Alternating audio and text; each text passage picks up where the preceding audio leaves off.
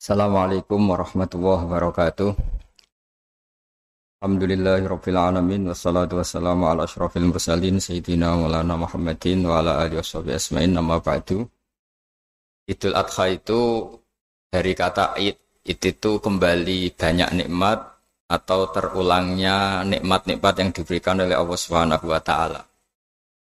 Kemudian Al-Adha ini banyak yang mengatakan terkait dengan ibadah penyembelihan kurban disebut Idul Adha atau Idul Kurban. Saya cerita sedikit tentang sejarah Idul Adha.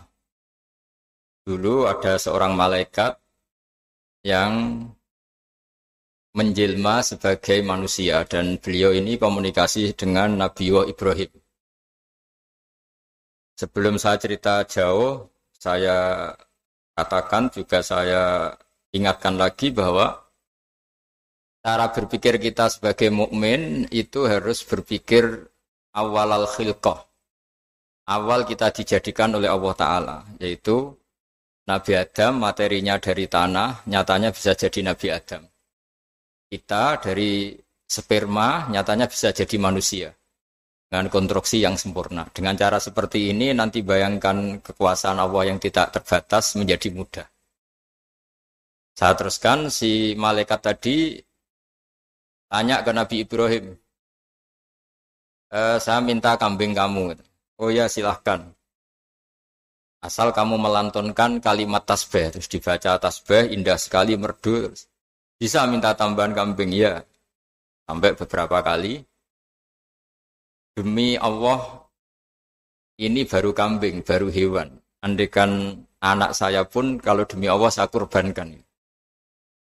Singkat cerita, versi riwayat ini, suatu saat Nabi Ibrahim diuji dengan dimintanya anak untuk dikurbankan. Ketika beliau atas nama seorang bapak agak keberatan, terus diingatkan ulang oleh Allah Ta'ala, janji beliau, demi Allah, anak pun saya kurbankan. Walhasil akhirnya beliau melakukan itu. Dan karena Allah hanya menguji, tidak niat betulan supaya anak itu disembelih, akhirnya diganti oleh kambing. Jadilah tradisi kurban itu pakai kambing. Kemudian secara fikih ada padanan-padanan yang cukup menggantikan kambing, yaitu ada sapi, ada unta, dan seterusnya, dan seterusnya. Yang menarik dari sekian referensi yang saya baca, dan ini harus disosialisasikan lah. Sebagian versi itu adalah bahwa Nabi Ibrahim ketika diangkat di alam malakut, di alam langit sana, itu ketemu Allah, kemudian Allah tanya, Ibrahim, banyak hamba-hambaku yang durhaka, tidak tahu saya sebagai Tuhannya. Terus kata Ibrahim, usul ya, Fa'amidhum, bunuh saja ya Allah. Setelah itu tanya lagi, ada yang zina, ada yang koruptor, ada yang pokoknya dosa-dosa yang buruk sekali. Dan di semua itu Nabi Ibrahim usul, mereka hidup di bumi engkau ya Allah, makan rezekimu ya Allah, maka mereka enggak sopan sekali, enggak ngerti engkau. Terus singkat cerita minta itu diadab, siksa. Suatu saat versi referensi ini di kitab Hikam, kalau di kitab saya halaman 15 juz 2, suatu saat Nabi Ibrahim itu diminta sama Allah menyembelih Ismail. Itu ini penting sekali. Setelah disuruh menyembelih Ismail, Nabi Ibrahim komplain. Ya Allah, ini anak saya, samratu fuadi, buah hati saya, kenapa engkau seenaknya minta saya sembelih?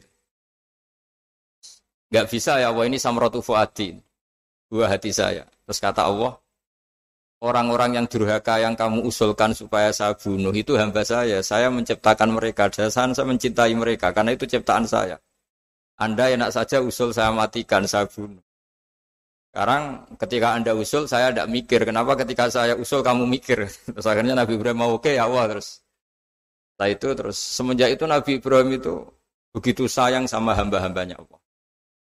Sehingga dari cerita yang paling masyhur, ketika Abu Bakar As-Siddiq begitu lemah lembut sama hamba-hamba Allah yang lain, Nabi Muhammad mensepadankan dalam hal ini sama Nabi Ibrahim, hati kamu sehalus Ibrahim. Yaitu Nabi Ibrahim, beliau akhir-akhir punya komitmen, faman tabi'ani fa innahu minni wa man asani fa innaka ghafurur rahim. Ya Allah, orang yang ikut sunnahku maka jelas bagian dari saya. Dan yang sedang durhaka, wa man asani, saya harapkan fa innaka ghafurur rahim. Engkau Maha Pengampun, Maha Penyayang. Semenjak itu menjadi sunnatan mutaba'ah bahwa agama ini agama rahmatan lil alamin, bahwa melihat kemungkaran, melihat kebodohan, ketimpangan, itu komitmen kita ini membenahin, bukan menghabisin.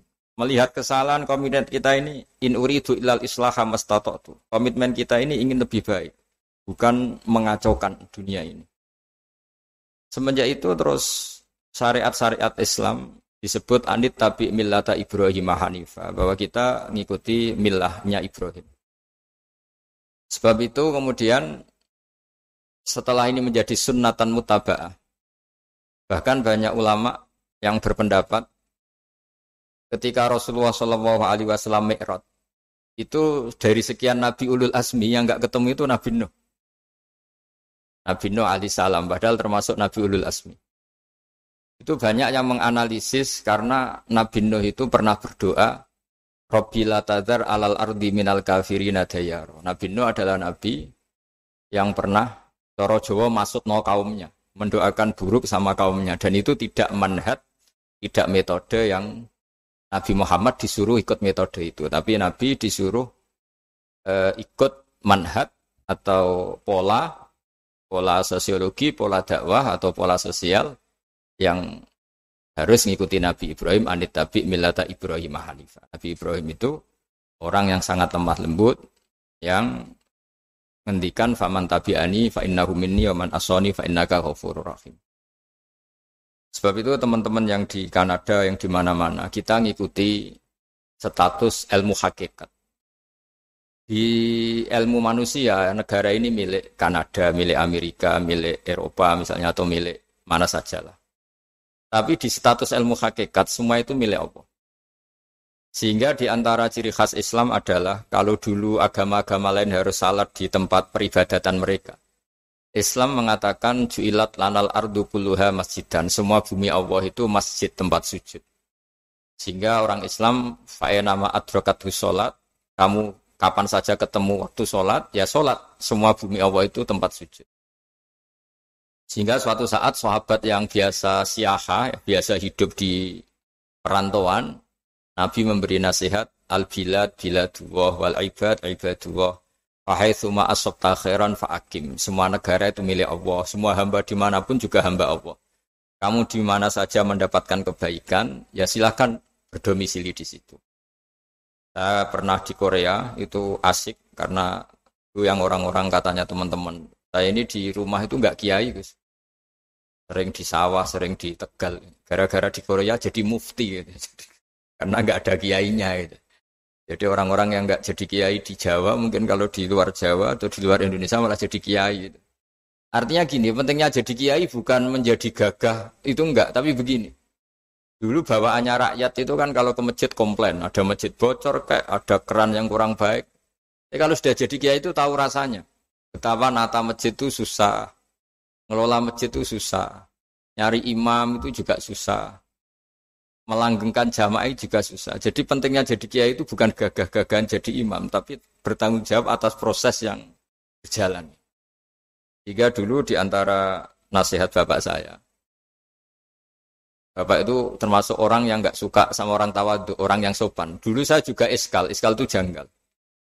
Kata bapak, wong tawadhu itu apik, orang sopan itu baik. Tapi biasanya itu cara orang menghindari tanggung jawab. Disuruh jadi kiai enggak mau. Tapi kalau ada kiai salah komplain itu. Disuruh jadi menteri enggak mau, kalau ada menteri salah komplain itu. Disuruh jadi apa enggak mau. Kesannya tawadhu, tapi sebenarnya hanya menghindari tanggung jawab. Disuruh pidato enggak mau, disuruh jadi MC enggak mau. Tapi kalau ada orang salah komplain itu. Jika kata bapak tawadhu itu baik, asal tawadhu betul itu. Tapi kebanyakan enggak, tawadhu itu menghindari tanggung jawab sambil cari salahnya orang lain. Nah ini yang tawadhu yang akhirnya kurang baik. Nah teruskan, jadi Nabi Ibrahim ini panutan yang luar biasa. Beliau adalah orang yang alami sekian proses sosial, yang akhirnya diakui sebagai Khalilur Rahman, orang yang sangat dicintai Allah Ta'ala. Di antara sebab dicintainya Nabi Ibrahim adalah seperti yang dialami Nabi Adam. Nabi Adam ketika turun di bumi, itu keresahan pertama itu bukan karena kurang makanan atau kurang minuman, itu enggak. Beliau turun di bumi mendapati bangsa yang lain, kalau dalam kitab disebut Banul Jan. Itu dia janggalnya Masya Allah. Ini orang makhluk-makhluk ini kok tidak kenal sama Allah yang menciptakannya. Kan aneh ya kalau kita hidup di Kanada terus nggak tahu PM-nya siapa, Perdana Menterinya siapa, kita hidup di Indonesia nggak tahu presidennya siapa. Itu kan aneh. Kita hidup di kampung nggak ngerti lurahnya siapa aja aneh. Ini hidup di buminya Allah kok nggak tahu Allah itu siapa. Nggak pernah menyebut Allah. Padahal harusnya yang paling dikenal pertama itu ya zat yang menciptakan kita, menciptakan langit bumi dan sebagainya. Sehingga beliau itu gerutu itu komplain. Ya Allah ini enggak fair dunia ini, engkau yang menciptakan, engkau yang memberi rezeki, kemudian mereka enggak kenal engkau. Ini kata Nabi Adam alaihissalam. Barokahnya komplain itu, jadi komplain itu yang diridhoi Allah juga banyak. Akhirnya Allah meridhoi Nabi Adam, dosa-dosanya, salahnya itu diampuni. Ya ukuran seorang Nabi, beliau dianggap salah itu diampuni, karena keresahan beliau itu takut Allah enggak dikenal. Nah, masjid yang di Kanada, di Montreal juga ketakutan kita ini jangan sampai orang Islam tidak punya tempat ibadah. Meskipun setelah punya tempat ibadah, ketakutan kita jangan-jangan ibadahnya tidak sesuai sunnah Rasul. Setelah sesuai sunnah Rasul kita takut lagi, jangan-jangan memaksa sesuai tapi karena ingin benar.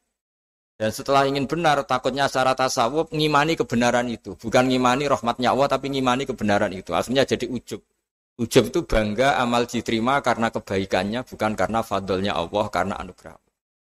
Nah ketakutan-ketakutan ini khas orang soleh. Orang soleh itu kalau nggak sholat takut. Setelah sholat takut nggak sesuai syarat rukun. Setelah sesuai semua takut iktimat alal amal. Membanggakan kebenaran. Tapi bukan membanggakan luasnya rahmatnya Allah Ta'ala. Sehingga di luar ilmu fikih ada ilmu namanya ilmu tasawuf. Ilmu yang mengelola hati. Jadi ibarat orang itu kalau yang paling masyhur dalam cerita-cerita orang sufi. Ada orang sudah masuk surga karena tidak pernah dosa sama sekali. Ini cerita-cerita yang melegenda di dunia tasawuf. Tanya Allah, kenapa kamu masuk surga? Karena saya taat terus ya Allah, nggak pernah maksiat sama engkau. Berapa lama kamu hidup di dunia? 80 tahun. Ya sudah, karena taat kamu 80 tahun, ya surga kamu 80 tahun. Ya komplain, ya Allah katanya surga selamanya. Kenapa ini hanya 80 tahun? Yang selamanya itu rahmat saya. Kalau amal kamu kan terbatas 80 tahun, maka balasannya hanya 80 tahun. Nah semenjak itu beliau sadar, oh ya Allah, masuk surga itu fadlmu, anugerahmu, amal saya tidak ada bandingannya dengan surgamu. Nah ini jadi sehingga keyakinan ahli sunnah wal jamaah di antara ciri khasnya adalah masuk surga itu karena fadlnya Allah, karena anugerahnya Allah. Maksudnya itu oke, kita amal, tapi amal kita tetap terbatas. Tidak memberi kontribusi pada kerajaan Allah, pada kedikjayaan Allah sebagai Tuhan. Yang tidak terbatas adalah fadlnya Allah Subhanahu wa Ta'ala. Nah, keresahan-keresahan ini kemudian yang diwariskan oleh para nabi ke ulama-ulama. Jadi keresahannya ulama itu mirip-mirip keresahan nabi. Nabi dulu itu sampai dakwah, sampai sosialisasi kebenaran itu takut Allah itu la yuzkaru fi mulki. Allah tidak disebut. Tidak menjadi aktor. Kan tidak fair kita misalnya nempat di negara orang terus nggak tahu duta besarnya siapa, terus kalau ngurus paspor di mana, ngurus visa di mana. Ini sama, kita hambanya Allah tapi nggak pernah ngurus status kehambaannya. Harusnya kita ngurus status kehambaan kita dengan sholat, berarti kehambaan kita hidup. Dengan baca tasbih berarti kehambaan kita hidup. Makanya dalam sebuah ayat disebutkan masuk surga itu gampang. Yang susah itu kamu masuk status kehambaan itu. Makanya disebut ya aja Tuhan nafsul mutmainnah irji'i ila rabbiki radiyatan mardiyah. Pertama apa? Fadkhuli fi ibadi. Kamu harus masuk status sebagai hambaku dulu. Baru wadkhuli jannati, baru kamu masuk surga. Jadi orang boleh nikmati fasilitas negara lain kalau visa paspornya disahkan. Orang boleh masuk surga kalau status kehambaannya disahkan oleh Allah Subhanahu wa Ta'ala. Nah, lalu status kehambaan itu dimulai dari mana? Secara fisik kita sujud. Anggota tubuh yang begitu terhormat, namanya kepala, kita tundukkan kepada Allah Ta'ala. Hati kita, akal kita yang ingin menguasai dunia misalnya, ambisi itu kita kalahkan untuk hanya tunduk kepada aturan-aturan Allah Subhanahu wa Ta'ala. kekhawatiran kita akan menghadapi alam akhirat. Nah, ini yang penting. Nanti setelah kita mati kayak apa, jadi debu, jadi tanah, lalu bangkit kita gimana? Sebagaimana mukadimah saya, ingatlah an-nas'atil ula. Ingatlah penciptaan pertama, bahwa Allah punya reputasi menciptakan Nabi Adam dari tanah, dan di tubuh Nabi Adam itu tersimpan calon generasi berikutnya ila yaumil qiyamah. Kayak apa susahnya bikin Nabi Adam kalau andikan kita boleh berpikir. Bikin satu master manusia yang akan melahirkan manusia seluruh dunia. Ibaratnya chipnya itu sudah ada di punggung Nabi Adam. Dan itu materinya dari tanah. Dengan berpikir gitu, maka ketika kita meninggal, sudah jadi tanah, kembali lagi jadi manusia adalah hal yang mudah. Karena Allah punya reputasi menciptakan manusia super, yaitu Nabi Adam dari tanah. Jika setiap kali kita iskal janggal terhadap kekuasaan Allah, kata Allah Ta'ala, Qul yuhihal ladzi ansha'aha awwala marrah.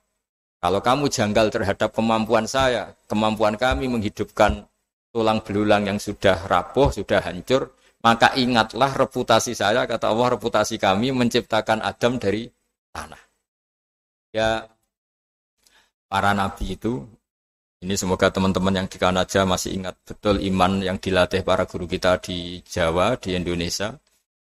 Para nabi itu saking imannya sama Allah, itu tidak ada, sampai kasarnya itu nggak tahu bedanya antara hal itu masuk akal maupun tidak.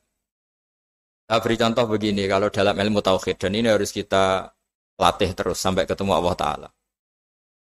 Ketika telur jadi ayam, itu sebetulnya itu kita juga tidak ikut mampu bikin telur jadi ayam. Tapi berhubung sering terjadi, kita bilang telur jadi ayam itu mungkin. Mungkin itu ya mungkin sering terjadi. Padahal sering terjadi ini juga tidak yang jenis kita ikut berkontribusi. Lalu ketika sering terjadi ini kita bilang itu mungkin.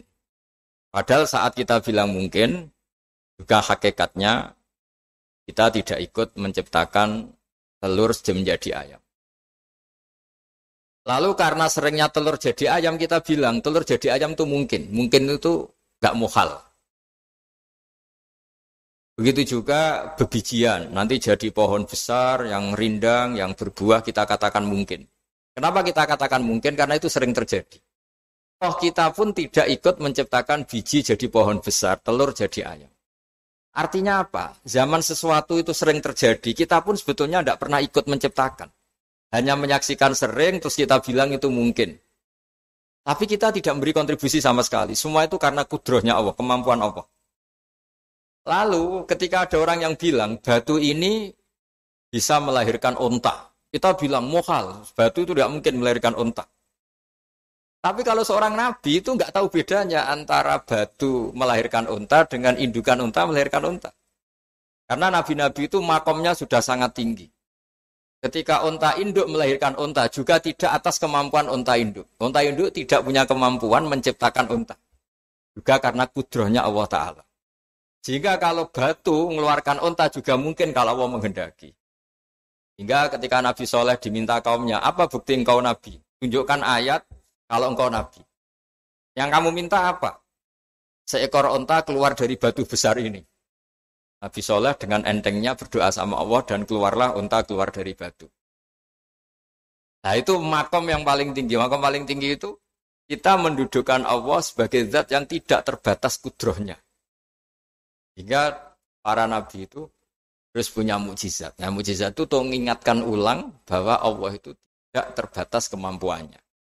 Bagaimana unta keluar dari batu besar zaman Nabi Soleh, zaman Nabi Muhammad air keluar dari jemarinya Rasulullah SAW, Nabi Ibrahim dibakar tidak mempan, tetap sehat, tetap bugar. Karena semua ini sebagai bukti bahwa kudrohnya Allah tidak terbatas. Iman-iman seperti ini harus kita jaga. Apapun rasionalitas kita dan meskipun kita selalu rasional, tetap menyisakan iman bahwa kudroh Allah itu tidak terbatas. Sehingga ketika ada cerita kematian orang soleh itu ditangisi langit dan bumi, kita tidak usah iskal, tidak usah jangkal. Masa bumi bisa menangis? Karena kita yang sekarang bisa nangis adalah materinya dari tanah. Materinya dari bumi. Terus iman ini kita jaga sehingga kalau kita yasinan, Masih ingat? Allah kalau mengingatkan kudrahnya yang tidak terbatas, manusia disuruh ingat, qul yuhyihal ladzi ansha'aha awwala marrah. Kamu harus ingat bahwa Allah itu yang menghidupkan kamu, menghidupkan semuanya ketika kamu belum menjadi seperti ini. Jadi intinya itu kita ingat meskipun telur itu lazim jadi ayam, tetap tidak karena kudrohnya ayam itu, tapi karena kudrohnya Allah. Indukan unta melahirkan anak unta juga bukan kemampuan indukan unta, karena ini juga makhluk yang lemah, tapi juga kemampuan Allah Subhanahu wa Ta'ala. Jika dengan demikian kita termasuk hamba Allah sesuai target yang diingatkan Allah. Falamma tabayyana lahu qala a'lamu annallaha ala kulli syai'in qadir. Hamba Allah yang baik adalah hamba ketika menyaksikan fenomena apapun, semua itu li ta'lamu annallaha ala kulli syai'in qadir wa annallaha qad ahata bi kulli syai'in ilma. Apapun di alam raya ini, semuanya itu bukti bahwa Allah ala kulli syai'in qadir, Allah kuasa dan Allah meliputi semua makhluknya dalam pandangannya, dalam pantauannya. Jadi saya mohon teman-teman yang di Montreal, yang di Kanada, juga di manapun harus ingat status hakikat bahwa al-bilad biladullah wal ibad ibadullah fa haitsu ma asabta khairan fa'akim. Negara hakikatnya milik Allah, semua hamba juga milik Allah, di mana saja kamu berada dan menemukan kebaikan silahkan hidup di situ. Tentu dengan sosialisasi yang baik, baik dengan non-muslim maupun dengan muslim, karena Allah mengajarkan wa qulu linnasi husna. Ajaran Islam adalah rahmatan lil alamin, rahmat bagi semua. Tentu tidak henti-hentinya kita menjelaskan kebenaran yang diinginkan oleh Allah Subhanahu wa Ta'ala. Saya kira demikian karena juga ini di sini sudah malam. Jadi saya mohon maaf mungkin tidak bisa ikuti tanya jawab karena di sini sudah malam, malah kita di habis takziah saya karena ya ada mas saya yang sudah sepuh sekali wafat, tadi barusan datang, jadi mohon maaf tidak mengikuti acara mulai pertama. Tapi saya mohon ayat-ayat Quran yang saya terangkan tadi bahwa untuk mensifati Allah kudrohnya tidak terbatas, ingatlah bahwa kita yang secerdas ini, yang sehebat ini, kita semua manusia yang cerdas begini, matanya bisa melihat, hatinya bisa merenung, otaknya bisa berpikir cerdas, itu dari materi tanah. Dan Allah mampu. Allah bisa bikin orang miliatan gini dari satu orang manusia namanya Nabi Adam. Kayak apa susahnya bikin konstruksi Nabi Adam kalau boleh dibahasakan. Dan itu Allah punya reputasi mampu. Dengan cara seperti itu kita akan gampang iman bahwa kita setelah meninggal dan menjadi tanah, ya sama seperti kita masih hidup. Zaman kita hidup ya tidak tahu cara kerja jantung kita, nafas kita, uratnya gimana, terus sistem tubuh. Meskipun ilmu medis ngerti mengurai itu, tapi itu saja hanya ngerti, tidak menciptakan. Yang menggerakkan jantung, organ tubuh kita tetap Allah Subhanahu wa Ta'ala. Dia yang Al-Fa'ilul Mukhtar, dia yang semuanya mengendalikan kita. Artinya zaman kita hidup pun sebenarnya kita yang tidak mengendalikan kita. Nafas kita ya dalam kendali Allah, ikhtiar kita dalam kendali Allah. Sama setelah kita mati juga dalam kendali Allah. Ya guru-guru kita semuanya melatih inna sholati wa nusuki wa mahyaya wa mamati lillahi rabbil alamin. Hakikat ibadah kita, hakikat hidup kita, hakikat mati kita, semuanya tidak dalam kendali kita. Semua itu dalam kendali Allah Ta'ala. Dengan demikian terus kita insya Allah ingin jadi hambanya dulu. Baru setelah jadi hambanya, baru sah menjadi ahli penghuni surganya. Wadkhuli fi ibadi, baru wadkhuli jannati. Masuklah berstatus sebagai hambaku, baru engkau, kalian semua layak menjadi penghuni surgaku. Mohon maaf atas semua kesalahan. Billahi taufik. Wassalamualaikum warahmatullahi wabarakatuh.